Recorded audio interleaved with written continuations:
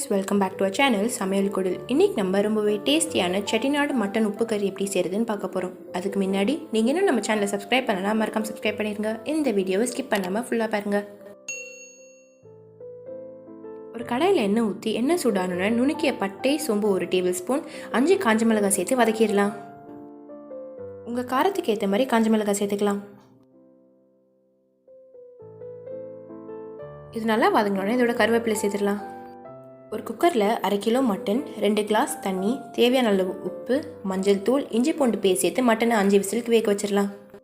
Mutton நல்லா வெந்தோடனே அதை இதோட சேர்த்துடலாம். இது நல்லா மிக்ஸ் பண்ணி இது நல்லா கொதிக்க விட்டுடலாம்.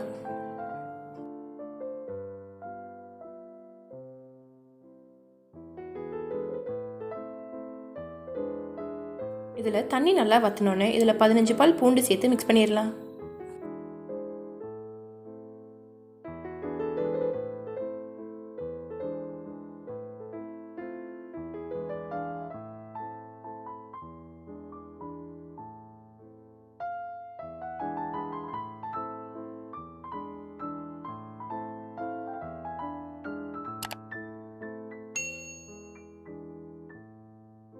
இது நல்லா ரோஸ்ட் ஆனோடனே இதை இப்போ எடுத்துடலாம்.